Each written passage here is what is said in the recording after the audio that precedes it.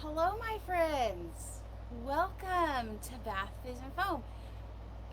It's Monday, so it's time to make something. It's time for Make With Me Monday. Uh,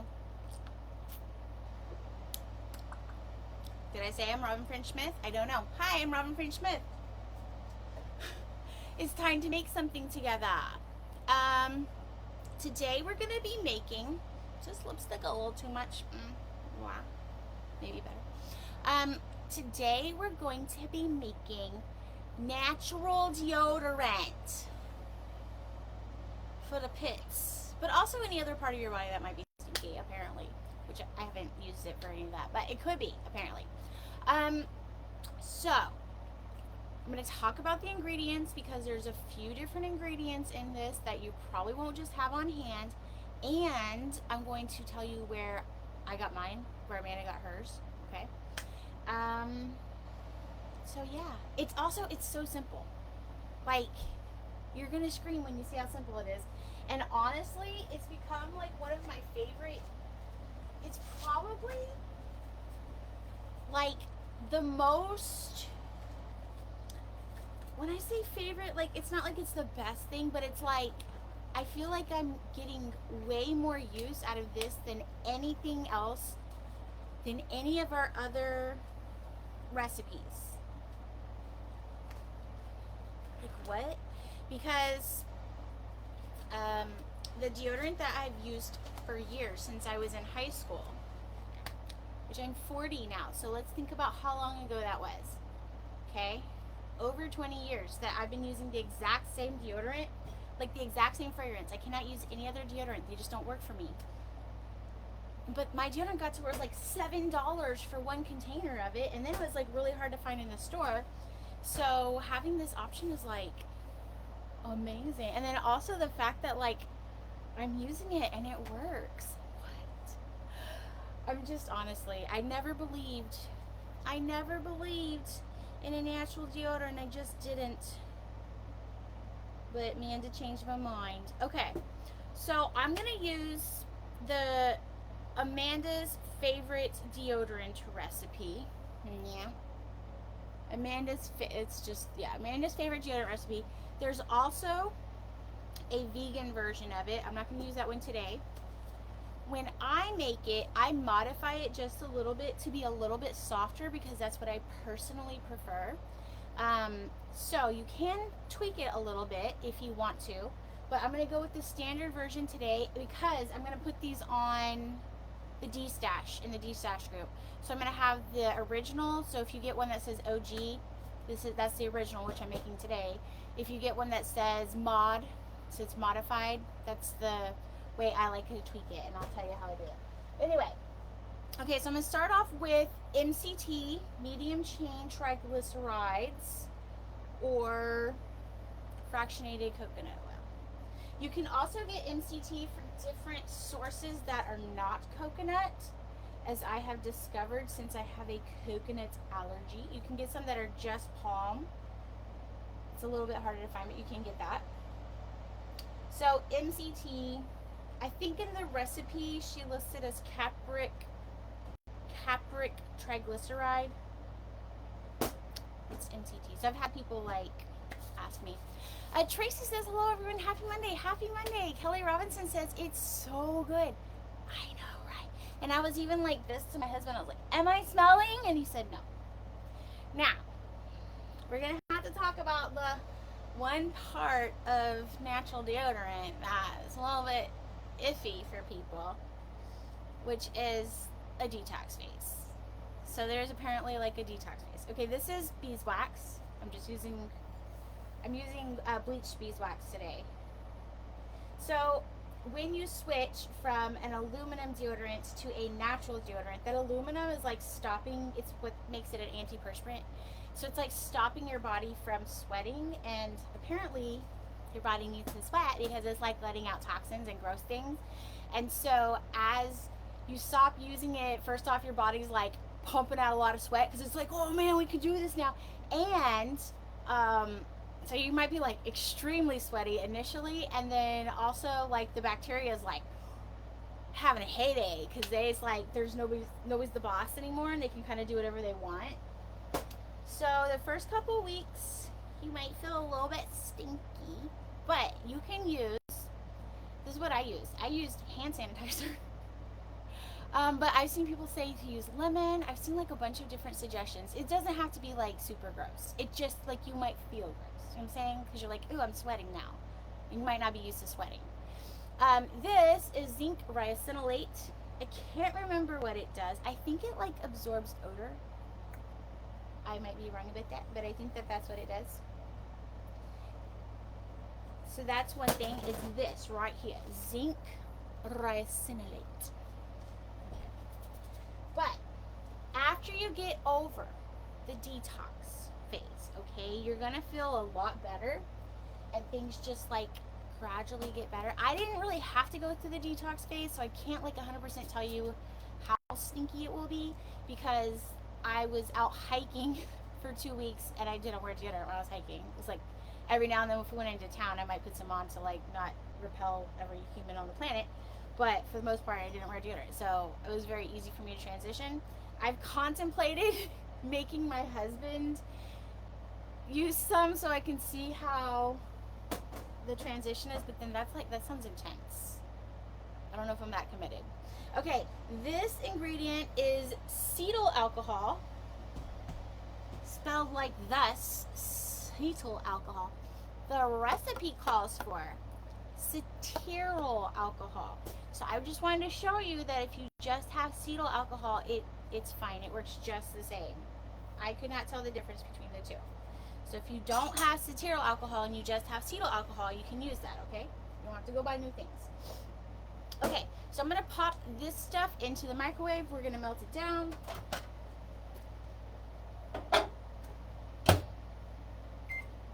And then we're going to talk about this ingredient, which is magnesium hydroxide. I've had people, particularly Canadians, who said that they can't find magnesium hydroxide. But somebody asked me, I cannot remember who you were, but somebody sent me like on a journey, because they said, would magnesium oxide work? So in my reading, from what I can tell, magnesium oxide, when in the presence of water, sweat, turns into magnesium hydroxide. So I believe that it would work. I haven't personally tested it myself, but I think so.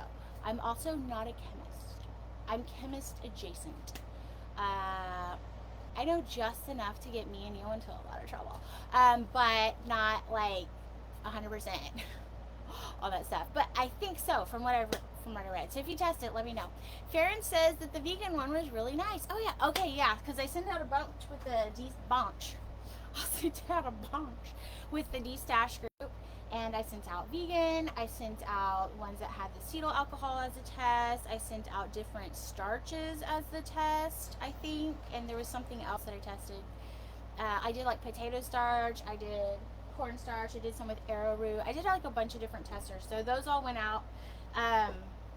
And so these are also going to go out. And then if you're in Patreon after this, we'll go to Patreon and do a Patreon after party.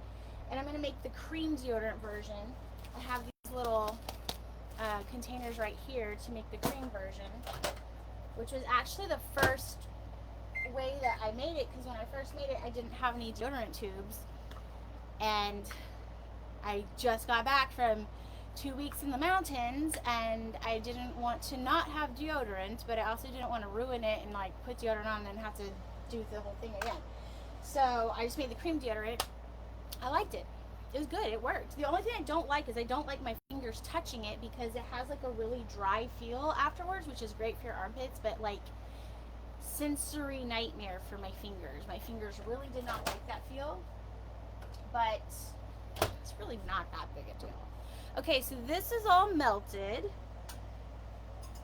Usually I use a spatula. I'm going to suggest a whisk. I'm going to highly suggest you do a whisk for this, because I just feel like it's so much easier to get any clumps and lumps and stuff like that out. So I'm going to add the magnesium hydroxide and stir it in. And then I'm going to add this is the last ingredient, well, other than the fragrance that we're going to add. And this is cornstarch. And like I said, I tested it with different starches. I tested it with arrowroot. I tested it with potato starch. So you don't have to, basically, you can modify like almost any part of this. You could even, if you didn't want to use MCT, you could use another light oil. The thing that is really nice about this, though, versus most natural deodorants that I've tried, is that number one, it doesn't have baking soda, which is like gritty, and it's very irritating inside the little folds of your body, you know? Like, you think it's not that big a deal, and then you go to the beach and you get 1 grain of sand up there, and it's like, wow, you could just feel it for the rest of the day. Okay, so it's not gritty, and then also it doesn't leave greasy, oily stains on your clothes. And I tried it with I have a shirt from, I have a few shirts from Daniel Rain, which I like, love. I love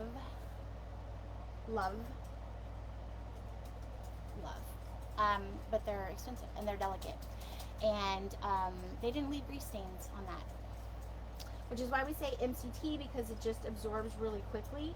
If you don't want to use MCT and you want to use another light oil that absorbs very quickly, like sunflower seed oil or something like that, you are most certainly welcome to do that, because we're all about freedom of choice here. Okay,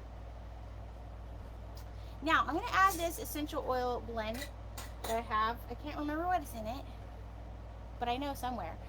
It's probably patchouli, just a tiny bit of patchouli. Like, you need that. It's like a grounding thing, and like all the other fragrances attached to it. You can't smell the patchouli. Tea tree, lavender, probably some cedar in there. It smells really good. I've thought about doing some fragrance oil ones. The only thing is, like, okay, because I'm like obsessed with Oceanside Vetiver from Bloody Soap Co. I'm like obsessed with that fragrance. But what I'm worried about is that, what if I use it and then it doesn't react well with my body's pH, and then it makes it smell bad, and then it like ruins Oceanside Vetiver for me. I just don't want to know if I want to take that chance. You know what I'm saying? Tracy says, yes, it's the same thing. You purchased yours from WSP and you were informed that they are the same. Yes. Thank you, Tracy. So good to know. Yeah, so they are the same thing. So there you go. I'm going to, I should have probably already done this, but I didn't. So I'm going to open these little deodorants up. The test batch size that we have in the ebook is equivalent to 1 full-sized deodorant. For this size, I did a triple batch and it makes 20, so I don't know. You do the math on that. 6? No. I don't know how many that is. It makes about 20. The Patreon was where I did the bar kind, or the stick kind, for the very first time, and I like could not figure out. So this is like a top fill, so I'm gonna pour it through the top and then put the lid on it. But I also have these that are bottom fill ones that you go like that, so then it has like that nice rounded top or whatever, like from deodorants that you buy in the store. So I could not figure those out for the life of me. It took me like so long to figure it out. It was, I hope, fun. It was hilarious, you know, unintentionally, but it was. Okay. So this is ready. I don't really, I mean, I guess you could wait for it to be a specific temperature to cool down. I didn't read the instructions very closely, but I've always poured it hot. So, and if you're like, why didn't you read the instructions? Didn't you write this? No, I appreciate that you guys give me credit for doing everything in Bath Fizz and Foam, but literally I don't. I just do like the most easy part of it, which is do Make With Me Mondays, and I'll research things that I'm interested in. But Amanda and our assistant Megan, they do most of the heavy lifting, in my opinion. So if you have a customer service thing and you can't find your password, they're the ones that are helping you with that. I would help you if I could, but I literally can't. So, and you don't want me answering email or anything like that. I just don't get. If though, I mean, Megan will send me stuff and be like, "Hey, can you tell me how to respond to this?" Yeah. But I'm just like not gonna go check my email. I say that that's where information goes to die. So don't send me an email, please. Not you, just like in general, the world. Is this a little dangerous? Yes, it's probably just a little bit. Should probably find a better way to do this. So these have the same kind of thing that like candles or chapstick or other things have, that when you pour them, they cool off, and then where this little stick center part is, they dip down. I kind of like it. I don't think it's a problem. If you don't like it, you can let it, you can let the, like, don't fill it up all the way, just like fill it up a little bit, and then go back and top it off when you're done, and then that'll make the top smoother. It just doesn't seem like it's like really worth it to me, but if it's worth it to you, you know, then do it. Probably one of the best parts about this recipe at the moment is that it doesn't have any cocoa butter in it, okay? The cocoa butter's gotten really expensive, and I went ahead and posted today the results of some tests I've been doing. I know people are asking if those results hold true for bath bombs. Whoops, my bad. I'll just wipe it off later. It's fine. As well as, because I tried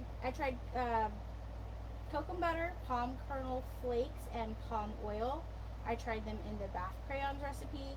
I tried them in the thick and quick drizzle recipe, and then in the solid sugar scrubs.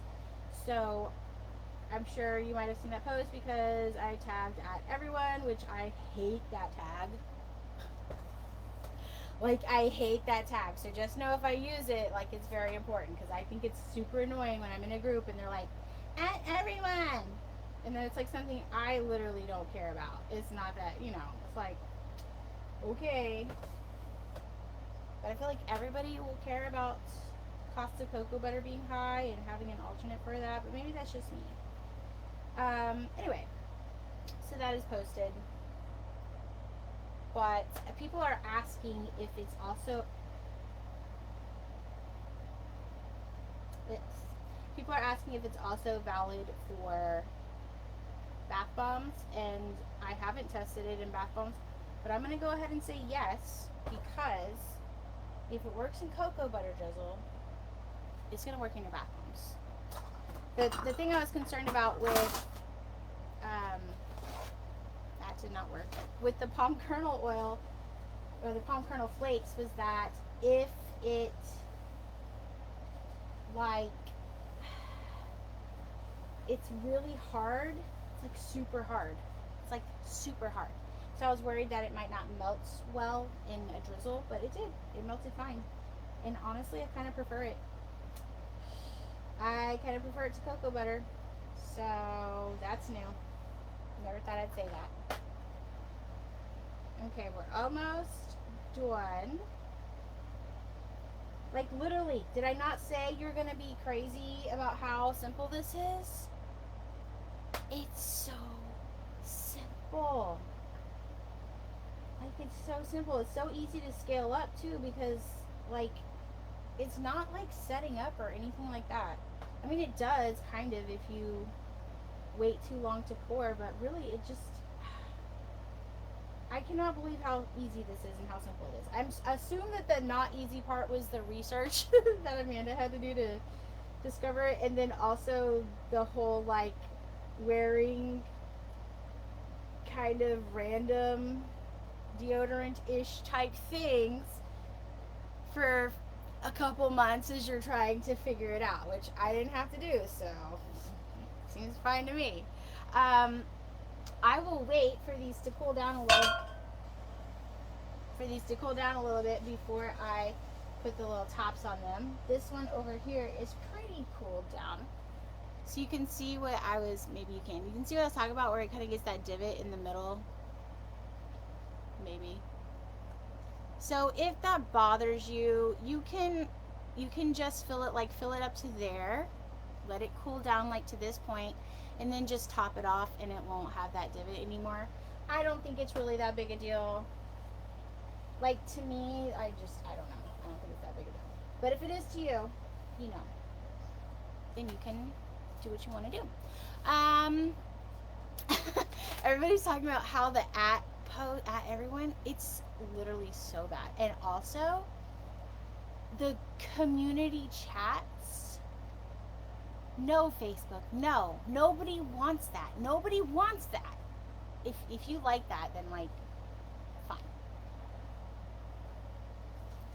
I don't want that. I don't want that. I do not want to be in a group chat with 1,000 of my closest friends. Like, no. Okay. Okay, Nectary says the baking soda deodorants give you a rash. It's because of the pH of it. So, yeah, it's really not. It's very uncomfortable. And cocoa butter is astronomically priced right now. I know, I've seen it from anywhere from $15 a pound up to $40 a pound, which is cocoa bananas crazy. Okay, that's crazy. We're not gonna pay that much for it. We can find something else that we can use for a little bit. I used to get it for $5 a pound. That's why I use it in a lot of my recipes, but you know, I'm not gonna make somebody pay $40 just so they can try something. And okay, and then Candace says that it looks so easy, and thank you. It does look so easy, right? So yeah, I'm going to take this over now to Patreon, to the Patreon after party. We're gonna do cream deodorants in there. Just give me about 20 minutes to like reset, and then we'll be back. I will include links in the description where you can find everything, where you can find these ingredients, the magnesium hydroxide and the zinc ricinoate I got from Muddy Soap Co. They have those two specific ingredients, so those might be kind of the harder to find ones, so Muddy Soap Co. has those. I got my little things on Amazon, just little containers, so I'll include links also where you can get the shirt, where you can get the recipe, anything else you have questions on, I'll include links, don't worry. That's it. Thanks for hanging out with me today, and as always, happy making. Boop.